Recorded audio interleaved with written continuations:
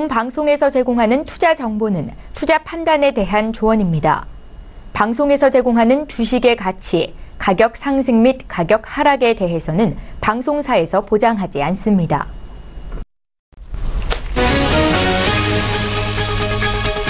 헤드라인 뉴스입니다. 미국 뉴욕 증시에서 다우존스 지수는 기업들의 실적 호조 기대감에 5거래일 연속 사상 최고치를 경신했습니다. 뉴욕 증권거래소에서 다우존스 지수는 0.33% 상승한 21,963.92의 거래를 마쳤습니다. S&P 500 지수는 0.24% 오른 2,476.35에, 나스닥 지수는 0.23% 상승한 6,362.94를 기록했습니다. 지난 6월 미국의 소비 지출은 소폭 늘면서 월가 예상에 부합했습니다. 미 상무부는 6월 개인 소비 지출이 전월 대비 0.1% 증가했다고 발표했습니다. 이는 월스트리트저널 조사치에 부합한 것입니다. 6월 개인 소득은 전월 대비 변화가 없었습니다. 지난 7월 미국의 제조업 활동은 약화했지만 확장세를 유지했습니다. 공급관리협회는 7월 제조업 구매 관리자 지수 PMI가 전월 57.8에서 56.3으로 내렸다고 발표했습니다. 월스트리트저널 조사치는 56.2였습니다. 지수는 50을 기준으로 확장과 위축을 가늠합니다. 국제유가가 하루 만에 $50 아래로 내렸습니다. 7월 석유 수출국 기구의 석유 생산량이 증가했다는 소식이 영향을 미친 것으로 분석됩니다.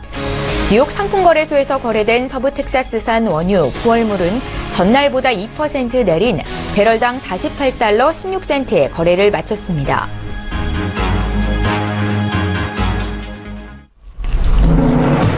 시청자 여러분 안녕하십니까? 출발 증시와이드 1부 시작합니다. 최현정입니다. 간밤 미국 뉴욕 증시에서 3대 지수는 일제히 오름세를 보였습니다. 기업들의 실적 기대감에 특히 다우존스 지수가 5거래일 연속 사상 최고치 행진을 이어가고 있는데요. 장 마감 이후로 시장의 예상을 뛰어넘는 애플, 실적을 발표한 애플의 주가는 장외 시간에 5%나 급등하는 모습을 보이기도 했습니다. IT주에 대한 버블 논란이 있는 상황인데요. 이 논란을 잠재울 수 있는 호실적을 발표한 것인지 향후의 흐름 잠시 뒤 전문가의 의견 들어보겠습니다. 자, 어제 국내 증시 마감 상황도 살펴볼까요? 파는 외국인과 사는 기관의 대결에서 기관이 이겼습니다. 외국인들의 매도세는 줄어들고 기관의 사자세가 강하게 나오면서 코스피가 이틀째 반등세를 이어갔는데요. 어제 코스피 지수는 0.84% 상승한 2,422포인트로 거래를 마쳤고요. 코스닥 지수도 6거래일 만에 오르면서 653포인트를 기록했습니다. 자, 오늘도 출발 증시와이드 일부 시간에는 증시에 영향을 미칠 국내의 이슈 분석을 도와드리도록 하겠습니다. 8월 2일입니다. 수요일 출발 증시와이드 일부 시간 지금 본격적으로 시작합니다.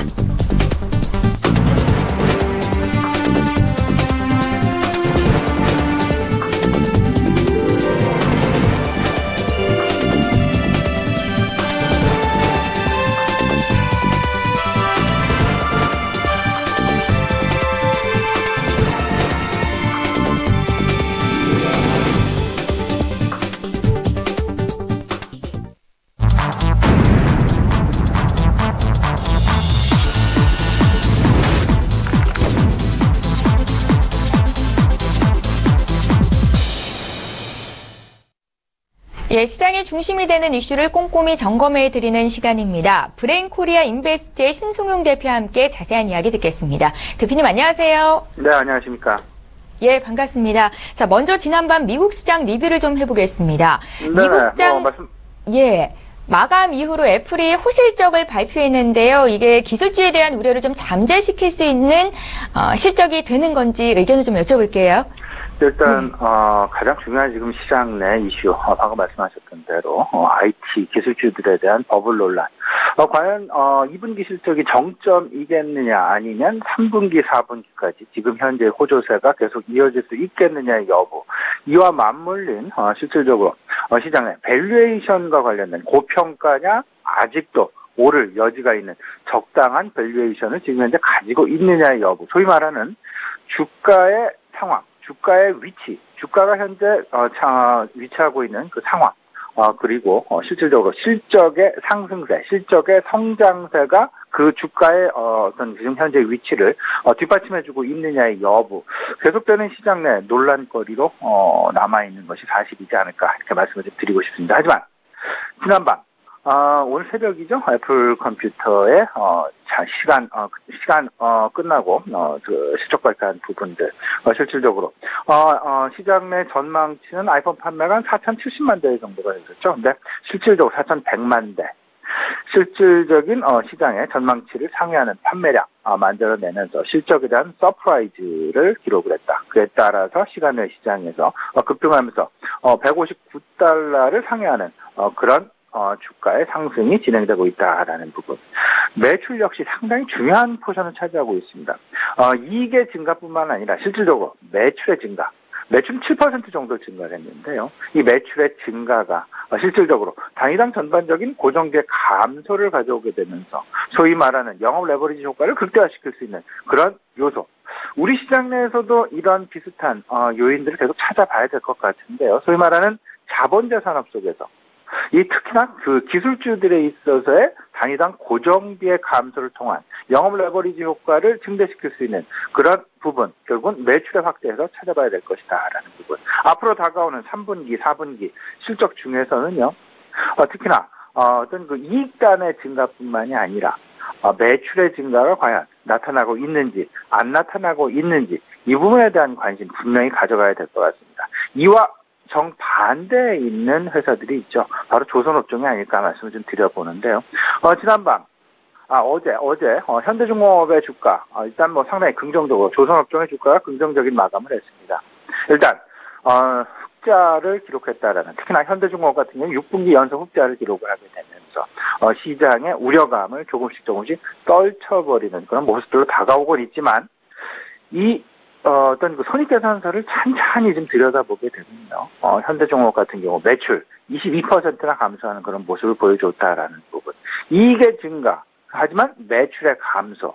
무엇을 의미하고 있느냐. 상당히 앞으로의 어떤 그 하반기, 그리고 내년 상반기 실적이 상당 부분 우려가 되는 부분 중에 하나가 되고 있다라는 부분. 그러기에 조선업종은 지금 현재 수주가 과연 얼마만큼 다가오고 있느냐의 여부가 앞으로 조선업종의 갈림길이 되지 않을까 말씀을 좀 드려보고요. IT 업종 다시 조금 더 말씀을 드려봅니다. 아이폰 8 현재 출시 임박하고 있죠. 시장 내에서 아직도 설왕설래 말이 많은데요. 애플 컴퓨터의 아이폰 8 9월 초가 되겠느냐 아니면 10월 이후로 연기가 되겠느냐. 이거에 따라서 3분기 실적과 4분기 실적의 어떤 그 갈림길에 놓여질 수 있다라는 부분. 9월달은 다들 알고 계시겠습니다만 7, 8, 9 그들의 소위 말하는 4분기 실적이 되겠습니다. 이 부분과 아니면 10월 출시가 되면 소위 말하는 매출, 신작 출시 효과가 다음 분기로 이전이 되게 되죠. 이런 상황들 좀 따져보게 되면서요. 삼성전자의 반사이익 가능성. 이 부분이 어찌 보면 아이폰 8의 출시 연기될 것이냐 아니면 예정대로 9월 중에 출시가 될 것이냐 상당히 중요한 어떤 그 실적의 갈림길에 놓여질 수 있다라는 부분. 오늘 애플 컴퓨터와 관련된 소위 말하는 OLED 관련주들의 좀 관심을 가져볼 필요는 분명히 있어 보이지 않나 말씀을 좀 드려보겠습니다. 애플 컴퓨터 아이폰 8부터 OLED를 적용을 하기로 하면서 올 연초부터 사실상 시장 내 OLED 관련주들 어떤 그 관심을 상당 부분 받았다가 일정 부분 차익 실현 매물이 나왔다가 다시금 관심을 받아가고 있는 그런 모양새 보여지고 있습니다. 애플 컴퓨터의 실적과 더불어서 OLED 관련주에 대한 관심 분명히 필요해 보이지 않나 좀 간략하게 말씀을 좀 드려봅니다. 예, 애플의 실적 결과에 따라서 향후 기술주의 방향성이 결정될 것이다. 많은 전문가들이 이렇게 전망을 했었는데요. 때문에 국내 증시에 관심을 가질 종목까지 신 대표님의 의견 먼저 들어봤습니다. 다음 이슈로 넘어가 보겠습니다. 자, 원자재 가격의 하락, 보호무역주의 강화 등으로 글로벌 교역량이 2년째 감소하고 있다라는 지표가 나왔습니다. 그럼에도 불구하고 어제 발표된 우리나라의 7월 수출이 7개월 연속 두 자릿수 상승세를 이어가고 있는데요. 이와 관련해서 자세한 분석 부탁드릴게요. 예, 어제 우리 시장을 크게 상승을 시켰던 가장 큰 요인, 결국 두 가지가 아닐까 생각이 되고 있습니다. 일단 첫 번째는 7월달 수출 연속 두 자릿수, 뭐 거의 20%에 육박하는 19.5%의 증가율 보여주면서 지금 현재의 시장 수출 주도가 계속되는 우리나라의 경제를 이끌어가고 있다. 여기에 이제 정부가 주도하는 어떤 그 추가 경정 예산안의 집행과 맞물려서 실질적으로 내수까지 활성화가 되어진다라면 우리나라의 경제 3%대의 성장은 무난하지 않겠느냐라는 부분. 이런 부분들이 시장 내 어떤 그 희망 내지는 기대감을 불러일으키면서 전반적인 다시금 시장을 반등세로 바꿔놓는 그런 모습들을 만들어 주었다라는 부분. 오히려 미국 시장의 상승 분위기와 우리 시장의 상승 분위기와는 조금 좀 다른 그런 모습이었다라는 부분. 다시 한번 좀 우리 시청자 여러분 분명하게 확인을 해 두셨으면 어떨까 말씀을 좀 드려봅니다. 두 번째, 계속되는 최근에 시장 내에 나타나고 있는 부분은 외국인들의 매도세죠. 외국인들이 왜 매도를 하고 있을까? 이 부분을 좀 살펴봐야 될 것 같은데, 역시 이 부분, 최근 나타나고 있는 달러와의 약세, 특히나 원화의 강세, 특히나 더 나아가서는 유동성의 변화, 움직임, 이런 부분들이 감지가 되고 있기에 사실상 외국인들 공격적인 매수 행보다라기보다는 다소간 관망 양상의 스탠스가 여전히 지속되고 있다라는 부분으로 이해를 하셔야 될 것 같습니다. 우리나라 수출 19.5%의 상승, 여기에 주도적인 역할을 한 업종은 반도체 업종이었습니다. 근데 반면에 이제 그 반도체 업종이 좋다라는 건 다들 알고 계시죠? 근데 반면에 우리가 지금 눈여겨봐야 될 부분이 분명히 있습니다. 바로 자동차 업종이 아닐까 생각이 되는데요. 지금 자동차 업종 삼중고를 겪고 있습니다. 소위 말하는 원화의 강세, 달러화의 약세에 따른 원화의 강세, 이거에 따른 글로벌 시장 내세, 수출 경쟁력의 둔화 가능. 두 번째, 한미 FTA가 다시금 재협상되면 가장 크게 영향을 받을 부분은 뭐니 해도 자동차 업종일 수 있다라는 부분. 세 번째, 중국발 사드 보복과 관련해서 그리고 중국 내 자동차 업종의 어떤 괄목할 만한 성장세로 인해서 우리나라 자동차들 그리고 글로벌 자동차 업체들의 중국 시장 내에서의 다소간의 좀 어려움, 이런 부분들이 우리나라 자동차 업종에까지 확산되고 있다라는 부분. 그래서 대미무역 흑자의 감소와 그리고 중국 내에서의 자동차 판매 감소, 이런 부분들 결국 분명하게 우리가 눈여겨봐야 될 것 같고요. 이런 부분들 앞으로도 계속 강화될 가능성이 상당 부분 크다. 하반기 수출 경기에 가장 크게 영향을 주는 세 가지 요소가 있습니다. 일단 기저효과 부분이 좀 완화될 그럴 가능성이 높죠. 성장률 자체가 이제 기저효과를 누리는 그런 상황은 서서히 지나가고 있다라는 부분. 두 번째, 보호무역의 강화 분명합니다. 세 번째, 금리 인상의 가능성 등으로 인해서 금융시장의 불안, 그리고 이런 부분들로 인한 전반적인 시장 내 어떤 그 유동성의 위축 부분, 이로 인한 내구 소비재 소비 감소, 이런 가능성 부분 분명히 생각을 해봐야 될 것 같습니다. 전체적으로 교역량은 작년 재작년보다는 분명히 늘어날 가능성이 상당 부분 있겠지만, 하지만 업종별로는 분명히 우리가 따져봐야 될 것이다. 반도체와 반도체 장비 긍정적인 상황 계속 예상이 되고 있습니다. 하지만 전체적으로 일단 전체적으로 자동차라든지 자동차라든지 아니면 선박 발주 이런 부분들에 대해서는 분명히 우리가 감안을 좀 해봐야 되지 않겠냐.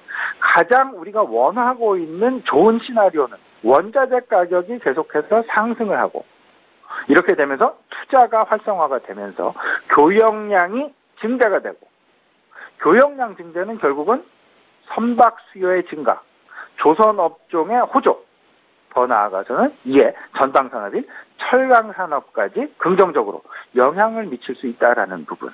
지금 현재 원자재 가격의 향방에 따라서 상당 부분 업종별로 희비교차 가능성, 그리고 경기 활성화 아니면 경기가 다시금 위축되느냐, 이 굉장히 기로에 서 있는 그런 부분이다라고 생각합니다.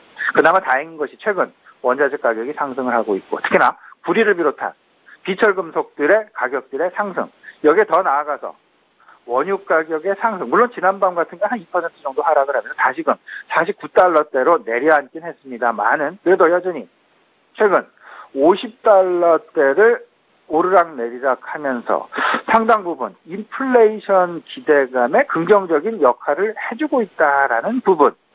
국제 원자재 가격 상당히 앞으로 계속해서 예의주시해서 보셔야 되겠다라는 말씀까지 아울러서 좀 드리도록 하겠습니다. 예, 어제 발표된 우리나라의 7월 수출이 20% 가까이 증가하면서 7개월 연속 두 자릿수 상승세를 기록했는데요. 업종별 시사점에 대해서 이야기 들어봤습니다. 자, 계속해서 세 번째 이슈로 넘어가 보겠습니다. 앞서서도 언급을 하셨었는데요. 최근 달러화의 움직임이 참 심상치가 않습니다. 국내 증시는 물론이고 미국을 제외한 해외 증시에도 영향을 주고 있는 모습인데요. 특히나 수출 업종의 투자 심리에 부정적인 영향을 미치면서 유로존과 일본의 수출 기업들의 주가에도 타격이 있는 상황입니다. 현재 상황 어떻게 분석하고 계신지 의견 들어볼게요. 예, 최근 이제 그 달러화가 15개월 만에 최저치를 기록을 하고 있습니다.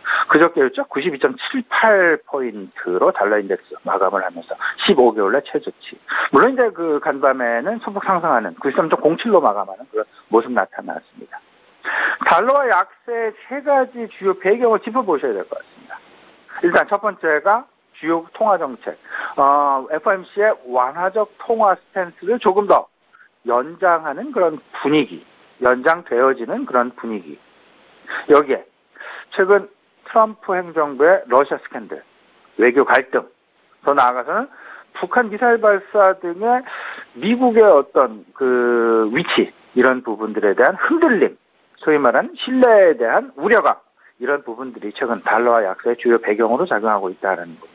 근데요, 이 부분은 최근 들어서 조금 더 심각하게 나타나는 것 뿐이지, 사실상 올 연초부터 달러화의 하락세는 계속되고 있었다라는 부분. 연초 대비해서 달러 인덱스는 9% 정도 하락을 하고 있고요. 이것은 유로화 대비해서는 더 크게 나타나고 있습니다. 11%. 엔화 대비해서는 5.8%. 상대적으로 최근 유로화의 테이퍼링도 연기가 되다 보니까 유로화의 상대적인 강세, 이러다 보니까 유로화의 상대적인 약세, 이러다 보니까 엔화만이, 그리고 아시아권 통화가 오히려 상대적인 강세를 보이게 되는 그런 모습들이 나타나고 있다라는 거. 이런 부분들은 결국은 유로존도 그렇고요. 일본은 상당히 심각합니다. 그리고 우리나라 역시 수출 기업들에게 상대적인 가격 경쟁력에 있어서의 상당한 부담으로 다가올 수밖에 없는 그런 상황이다라는 부분. 자국 환율이 상승을 하게 되면 수출 가격이 상승을 하게 되고, 수출 가격이 상승을 하게 되면 결국은 국제 경쟁력, 가격 경쟁력의 어떤 그 부담 요인으로 작용할 수밖에 없다. 반면에 자국 환율이 또 상승을 하게 되면 수입 가격 역시 하락을 하죠. 수입 가격이 하락을 하게 되면 인플레이션율이 하락을 하게 되면서 결국은 경기 활성화에 오히려 부담 요인으로 작용을 하게 될 수밖에 없다라는 부분. 최근 다들 알고 계시겠습니다마는 달러화 약세와 원자재 가격의 강세가 나타나고 있습니다. 원자재 가격과 농산물마저도 강세가 나타나고 있는데요. 러시아, 브라질, 남아공의 환율 강세를 보여주게 되면서 상당히 긍정적인 어떤 그 역할, 긍정적인 반향이 불러일으켜지고 있다라는 부분. 이런 부분들까지 전반적으로 지금 최근에 나타나고 있는 달러화의 움직임, 달러화의 움직임에 따라서 내수주로 갈 것이냐, 아니면 수출주를 계속해서 관심을 가져야 될 것이냐. 전반적인 분위기의 변화, 감지 분명히 예상을 하셔야 될 것 같고요. 특히나 단기적으로는 원자재주에 대한 관심이 분명히 필요해 보인다. 왜냐하면 이제 원자재 가격의 상승과 더불어서 인플레이션에 대한 기대감이 확대되고, 이 부분들은 결국은 통화 정책에 상당 기간 부담을 줘왔었던 인플레이션 부담이 완화가 되면서 통화 정책이 이 시장 내에서 예상을 했었던 대로 긴축적인 통화 기조로 그 스탠스가 변화될 가능성 상당히 빨라질 수 있다라는 부분. 따라서 일단 단기적으로 원자재주에 대한 관심이 필요해 보이고요. 2단계에서는 아무래도 은행주에 대한 관심이 분명히 필요해 보이겠죠. 왜냐하면 원자재주의 강세는 결국은 통화정책의 변화를 유도해내면서 통화정책의 변화에 있어서 가장 큰 수혜를 받을 수 있는 업종인 은행업종에 대한 관심이 분명히 필요해 보이는 그런 국면으로 변화될 가능성이 높다라는 부분. 최근 시장 내에서 나타나고 있는 우리 시장 내에서 은행권에 대한 관심, 이렇게 보셔야 될 것 같습니다. 외국인들의 투자 심리가 둔화되면 둔화될수록 그 둔화의 배경은 결국은 유동성과 관련된 관망세다라고 지금 현재 시장 내에서 읽혀지고 있고요. 이 유동성과 관련된 관망세, 이에 대한 가장 큰 수혜 대상은 은행업종이 아니겠느냐라는 부분. 아울러서 수출주에서 내수주로의 변화, 관심 변화, 내수주의 중심점에는 은행업종과 건설업종이 자리 잡고 있다라는 부분 꼭 다시 한번 좀 확인해 드리도록 하겠습니다. 예. 자, 외국인들의 매도세를 기관이 받아주면서 최근 코스피가 이틀째 반등세를 보였습니다. 8월장은 좀 주춤할 것이다. 많은 전문가들이 예상을 하고 계시던데요. 신 대표님 어떻게 투자 전략 가져가면 좋을지 짧게 듣겠습니다. 예, 저는 이렇게 생각하고 있습니다. 8월 시장은 변동성이 점차 확대해 나가는 그런 시장. 결국은 9월 시장에 대한 준비 시장으로 생각을 하고 있습니다. 최근 시장 내 변화하고 있는 가장 중요한 것 두 가지입니다. 원자재 가격의 변화, 그리고 이에 따른 달러화의 변화. 또 한 가지는 결국은 어떤 외국인의 수급 변화 부분이라고 보셔야 될 것 같습니다. 대외적으로는 유동성 이슈가 분명히 자리 잡고 있습니다. 유동성 이슈, 분명히 경기 민감주로부터 소위 말하는 은행업종에 대한 관심으로 바뀌어 나가게 된다라는 그런 부분들. 그리고 대내적인 이슈, 정부 정책과 관련된 이슈 분명히 자리 잡고 있습니다. 결국은 종목별 차별화 장세와 외국인들이 IT주를 중심으로 해서 매도하면서 내수주를 매수하고 있다라는 부분 관심을 가져보시고요. 기관 장세, 이 기관 장세라는 부분은 대형주 중심에서 중형주 중심으로 변해가고 있다라고 보셔야 될 것 같습니다. 지금 모멘텀 관점에서 본다면 대형주에 대한 차익 실현, 이에 대한 결국은 다시금 중형주와 중소형주의 매기 이동 가능성 생각을 해보시고요. 전체적으로 인플레이션, 원자재 관련주, 그리고 금융주, 신정부 정책 관련주, 그리고 2분기 실적 모멘텀, 중소형주에서 앞으로 대기하고 있습니다. 이 부분에 대한 관심 다시 한번 강조해드리겠습니다. 예, 경제 이슈 분석하고 투자 조언까지 들어봤습니다. 브레인코리아 인베스트의 신승훈 대표와 함께했습니다. 감사합니다. 네, 감사합니다.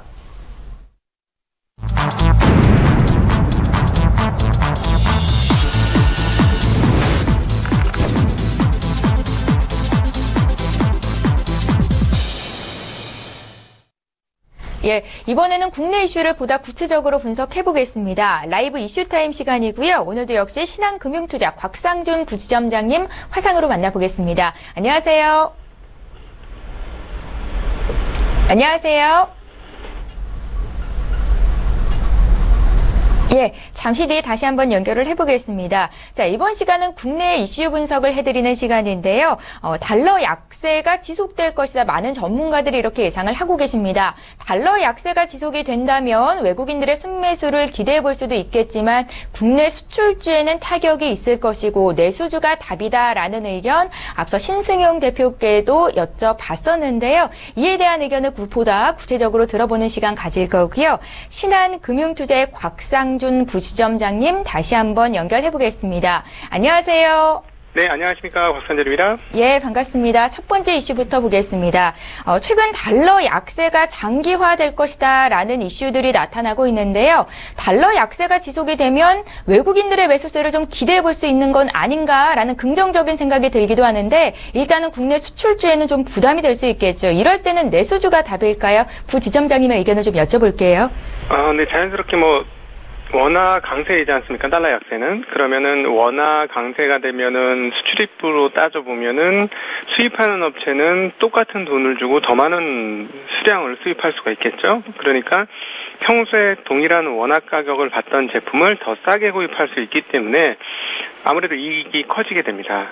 그러니까 당연히 내수주에게는 원화 강세가 유리한 환경을 제시할 수밖에 없거든요. 그래서 정유주 같은 경우는 사실은 어떤 면에서 국내 상황들을 보면 내수주다 이렇게 볼 수도 있겠습니다만은 굉장히 빠르게 가격이 연동되는 그런 흐름들을 보여줍니다. 그것은 이미 알고 있는 바이고요. 그런데 이제 일반적인 제품 가격은 그렇게 빠르게 반영되지 않지 않습니까? 그러니까 실제로 가격이 거래되던 것이 원가가 낮아졌다고 해서 바로바로 바꾸지는 않습니다. 그렇기 때문에 내수주들은 대체적으로 뭐 유리한 환경에 있을 수밖에 없다 이렇게 볼 수 있겠는데 그 달러 약세가 되고 외국인들이 그러면 주식을 파느냐 뭐 이것도 한번 같이 더불어서 생각해 볼 대목입니다. 그러니까 그 달러 약세가 된다면 외국인들은 팔 것이냐 이 부분은 사실 맞기도 하고 틀리기도 합니다. 최근 같은 경우는 외국인들이 좀 떠나고 있는데요. 그 달러 약세가 지속적으로 추가적으로 될 것 같다 그러면 외국인들이 팔지 않겠죠. 왜냐하면 원화를 가지고 있는 게 훨씬 더 유리하기 때문입니다.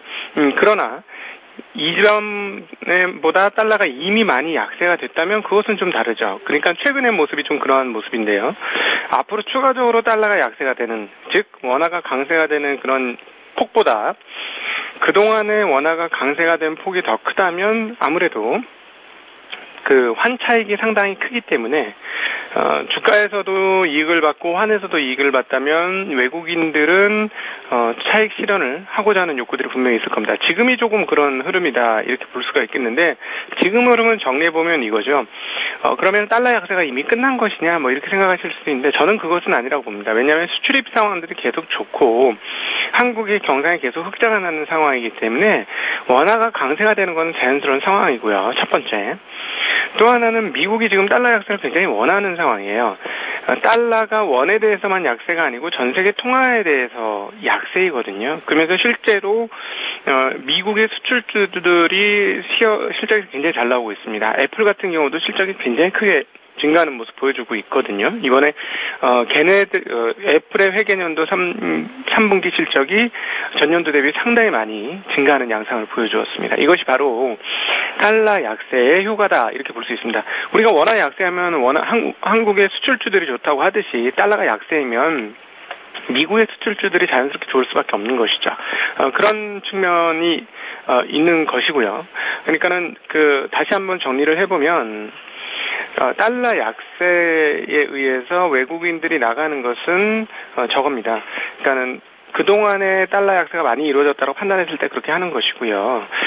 그러나 그렇다면 여기서 달러 약세가 멈출 것이냐? 그것은 또 아닌 것 같습니다. 그러니까 지금 상황은 어떻게 정리해 볼 수 있냐면 외국인들이 환차익도 얻었지만 주가 차익이 상당히 크기 때문에 차익 실현 욕구를 충분히 가질 수 있는 상황이었다. 이렇게 정리를 하는 것이 훨씬 더 맞을 것이고요. 그럼 또 뒤집어서 그럼 내수주들은 그러면 원화 강세니까 무조건 좋으냐? 누가 사줘야 좋죠. 그죠? 아무리 물건값이 떨어져도 사주지 않으면 장사가 안 되면 이익이 나는 게 하나도 없습니다. 이익이 유리하다는 건 뭐냐면 판매가 돼서 영업이익 폭이 커지는 그런 상황이잖아요. 판매가 돼야 영업이익이 나오는 거 아니겠습니까? 근데 이제 지금 사실 내수주들은 굉장히 어려운 상황인 것 같습니다. 그래서 주가적으로 보면은 단기적으로 영향을 받을 수 있으나 전적인 영향까지는 보시지 않는 것이 좋아요. 왜냐하면 지금 한국의 주요 내수주들이 어디에 걸려 있냐면 중국 소비와도 같이 걸려 있습니다. 화장품이 원래 내수주 아니겠습니까? 제약도 원래 내수주고요. 이런 내수주들이 있는데 이 기업들의 실적이 확 좋아지느냐 그게 아니에요. 뭐 유통이나 이런 것도 내수주잖아요. 유통이 내수의 대표인데 이 유통업체들이 상당히 많이 중국 소비와 연결되어 있기 때문에 최근에 사드가 추가 배치 이 얘기가 나오면서 굉장히 주가가 떨어지지 않습니까? 그러니까 달러 약세 원화 강세로 유통업체, 내수업체들이 좋다라고 판단하는 그 폭보다 실제로 영업이익 증가를 까먹는 사드 관련 문제들로 인해서 압박을 더 많이 받아서 실질적으로 내수주들은 과거만큼 원화 강세에 따른 수혜를 입지는 못하고 있는 상황이다라고 정리해 볼 수 있겠습니다. 그렇다면 국내 시장에서 수출주와 내수주를 산다면 어떤 쪽으로 좀 관심이 가세요?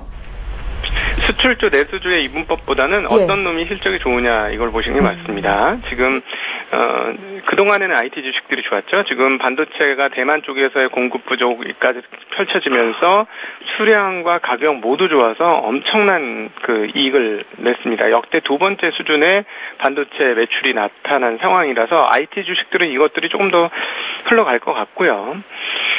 그런데 진짜 특징적인 부분은 뭐냐면 지금 그동안은 IT, 그다음에 은행주들이 좋았는데 이번 분기에 이익단이 올라오는 섹터와 업종을 찾아보니까 최근 주가가 오르고 있는 경기 민감주들이 좋아지고 있습니다. 경기 민감주라는 건 뭐냐 하면 경기가 잘 돌아갈 때 그때 필요한 물건을 만드는 기업들을 경기 민감 업종, 경기 민감 기업이라고 하는데요. 제품을 만들 때 요즘 뭐 제품을 만든다고 생각할 때 우리가 가전제품이나 물건을 만드는 걸 상상해 보시면 됩니다. 뭐가 많이 쓰여지나요? 네, 철이 필요하겠죠? 뭐 자동차 만드는 데는 뭐 철 같은 게 엄청나게 필요하니까 철만 필요하나요? 플라스틱도 필요하죠? 네, 플라스틱 관련 제품들이 상당히 필요합니다. 이것뿐만 아니라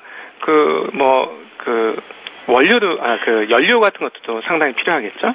그러니까 여기에 관련된 기업들이 어떤 기업들이냐면 철강, 그리고 화학, 그리고 기계, 그리고 물건을 왔다 갔다 해야 되니까 조선, 이런 업종들입니다. 이런 업종들을 우리가 경기 민감주라고 하는데 경기 회복 사이클이 지금 분명히 나타나고 있어요. 특별히 그 중국에서 경기 회복 사이클이 보여지는데요. 이거 굉장히 큰 흐름입니다. 이걸 잘 포착하셔야 되는데 지금 구리 가격도 올라가지 않습니까? 이거는 경기가 턴하면서 올라가고 있는 그런 상황이다라고 해석을 할 수가 있어요. 그렇기 때문에 옛날 우리가 2011년, 12년 차화정 장세에서 보았던 것 같은 정도의 강도는 아니지만 그것과 유사한 패턴이 지금 나타나기 시작했다는 겁니다. 근데 이게 정말 오랜만에 나타난 것이죠. 2013년 이후에 완전히 죽었던 시장이 이제야 드디어 회복되는, 그리고 이걸 해석하면 어떠냐면 금융이 먼저 좋아져서 금융만 달려갔다가 이제 실물 경기도 회복이 되면서 따라오고 있는 이런 정도의 상황으로 지금 해석할 수가 있습니다. 즉 실질 경기가 회복이 시작이 되었기 때문에 이런 경기가 회복될 땐 경기와 아주 동행하고 있는 경기 민감주들의 이익 흐름들을 보시면서 그쪽으로 투자의 방향성을 같이 잡으시는 게 좋겠고요. IT주들은 한번 조정을 하더라도 워낙 내년도까지 실적 전망이 좋기 때문에 다시 재상승할 수 있겠습니다. 그래서 그야말로 대세상승의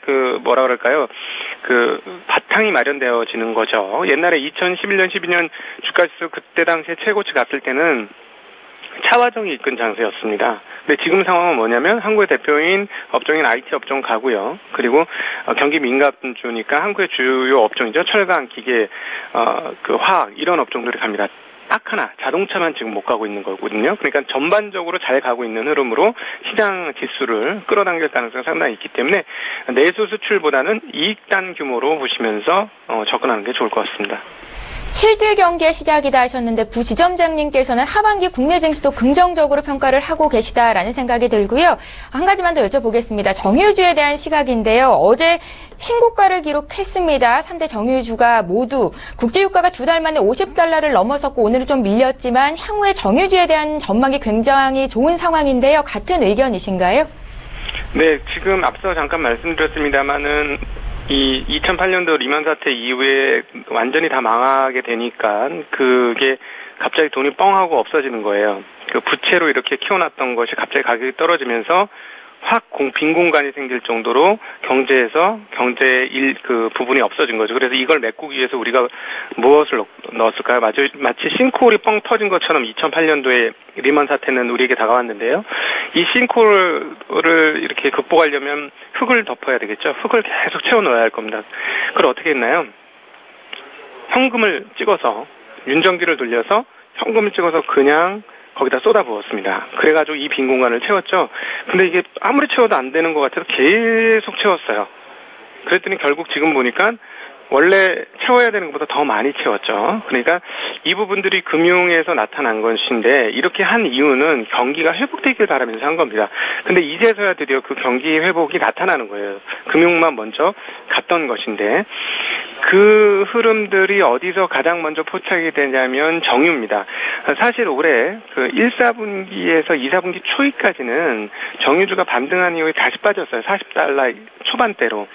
왜냐하면 공급 사이드가 너무 많았기 때문입니다. 그러니까 미국의 셰일이 너무 공급이 많았기 때문에 가격이 떨어진 것인데 이게 아무리 감축을 하고 그 동결을 시키고 서로 간에 오펙 국가들이 합의를 하고 해도 가격이 안 올라갔어요. 왜냐하면 셰일의 공급량이 계속 늘어났기 때문입니다.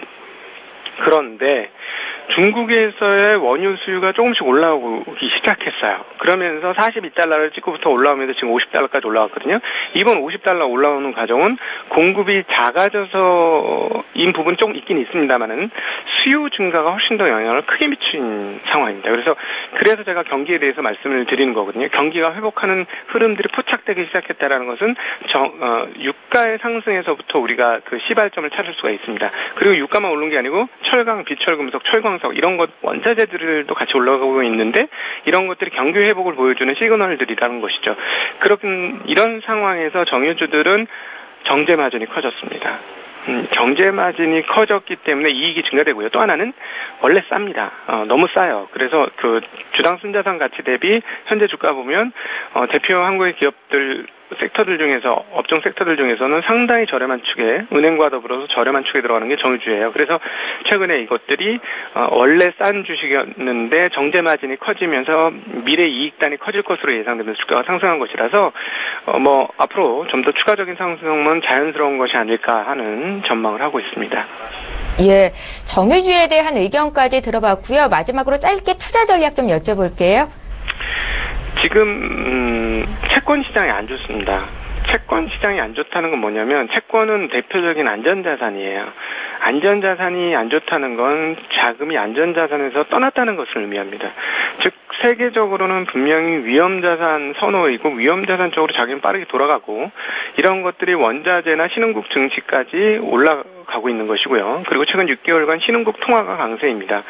자, 그렇다면 한국 주식시장은 일종의 위험자산 시장이고요. 위험자산 시장 중에서 우량한 위험자산 시장입니다. 그런데 국내 투자자들만 지금 한국을 사실은 도외시하고 있지 외국 투자자들은 되게 크게 호응하면서 달려들고 있습니다. 그렇기 때문에 시각을 좀 바꾸시면 좋겠고요. 오늘 오후에 부동산 관련 대책들이 나오는데 한국은 부동산에서 돈이 너무 확실하고 쉽게 벌렸기 때문에 상대적으로 주식시장에 소외된 상황이다 이렇게 볼 수 있는데 앞으로 최소한 내년도까지는 다른 자산 섹터에 비해서 주식 섹터가 훨씬 더 유리할 확률이 높기 때문에 주식 쪽으로의 투자 시각을 더 키우는 것이 또 시간을 투자하시는 것이 자금을 투자하는 것이 유리하지 않겠느냐 이렇게 생각합니다. 예, 막연한 우려감을 가졌던 투자자분들이 오늘 곽상준 부지점장님의 의견을 듣고 투자의 전략을 다시 짜보실 것 같습니다. 신한금융투자의 곽상준 부지점장과 함께했습니다. 고맙습니다. 네, 감사합니다. 예, 출발 증시와이드 1부 시간 여기서 마칩니다. 저희 잠시 뒤 2부 시간에는 시청자 여러분들의 종목을 상담해 드리는 시간이 있는데요. 유료 문자 번호인 샵 0082번으로 지금 문자 참여하시면 되겠고요. 건당 100원의 정보 이용료가 부과됩니다. 저희는 잠시 뒤 2부 시간으로 다시 오겠습니다. 고맙습니다.